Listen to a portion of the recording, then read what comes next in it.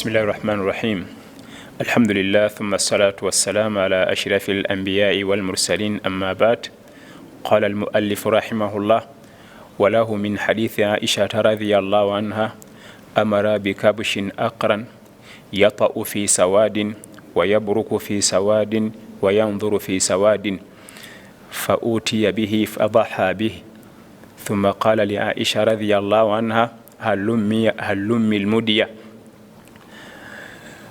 Hadithi eno gwe munafi wonna wosinzira okutulaba hadithi ya Aisha radhiyallahu anha atunyumiza Aisha radhiyallahu anha mukyala wa Nabbi sallallahu alayhi wa sallama bamuzalira mu kibuga Makka kitawe Abu Bakr as-Siddiq radhiyallahu anhu.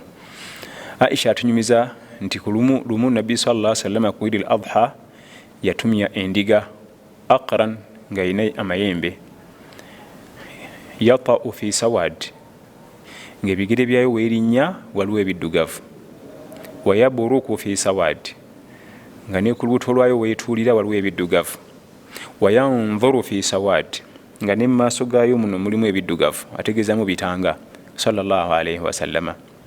Fa utiya bihi fadaha bihi ne bagimuleetera nagisala ku Eid al-Adha sallallahu alayhi wasallama. Aisha atugamba tibagimuleetera namugamba nti Aisha halummi almudiya almudiya asikin ndetera akambe. Aisha nakaleeta nabbi namugamba nti ashhadhiha bihajarin kawagale nejjinja fafaaltu nekikola. Bwe yamala sallallahu alayhi wasallama ng'agenda okutandika okusala n'agamba sallallahu alayhi wasallama bismillah allahumma taqabbal min muhammadin wa ali muhammadin wa min ummati muhammad. Ay Allah tabaraka wa taala nkusaba oyanukule ibada eno okuva wa Muhammad sallallahu alayhi wa sallama. Labano ne Nabi Muhammad sallallahu alayhi wa sallama asaba Allah yanukule ibada ye wa ali muhammad era n'empeera ezivaamu zigenda eri ab'ennyumba ya Muhammad sallallahu alayhi wa sallama. Alu Muhammad yani ahlu baiti Muhammad ab'ennyumba ye sallallahu alayhi wa sallama wa min ummati Muhammad era n'ekibiina kya Nabi Muhammad sallallahu alayhi wa sallama. Ekyokuyiga ekiri mu hadithi eno atulaze sallallahu alayhi wa sallama yayagalanga nnyo bitanga.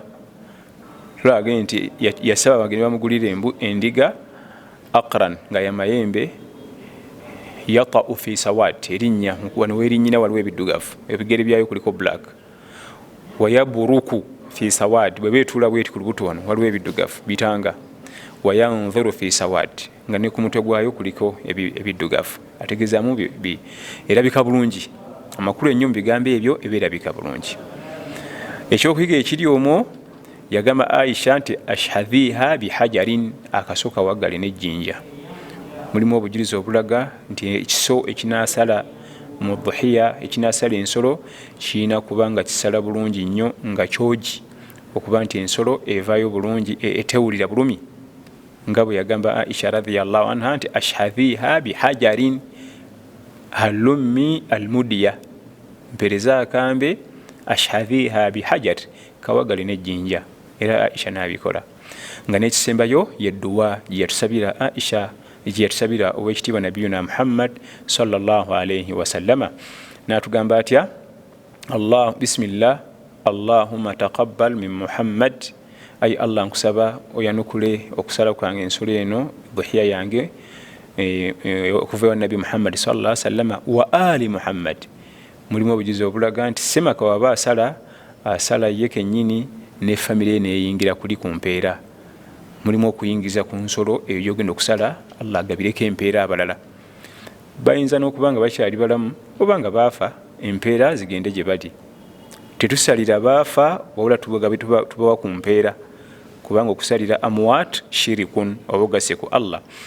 Wa min ummati Muhammad era bwotyo n'ekibiina kya Nabi Muhammad kyonna nabanga sallallahu alayhi wa sallama yatuyingiza ku nsolo eyo naffe abalijja mu maaso. Wa min ummati Muhammad n'ekibiina kyange kyonna ay Allah nkusaba okkirize okuba nti dhuhiya yakyo ekkirizibwa. Hadithi eno eraga okuba nti ensolo esalibwa yandibadde erabika bulungi olususu nga bwagaye nti yabruku fi sawadi wayatau fi sawadi wayanzuru fi sawadi. Werinyira waliwo ebitanga, wetulira ku lubuto waliwo ebitanga, ne mu feesi yayo mulimu bitanga. Wabarakallahu fikum wa jazakumullahu khairi. Wassalamu alaikum wa rahmatullahi wa barakatuh.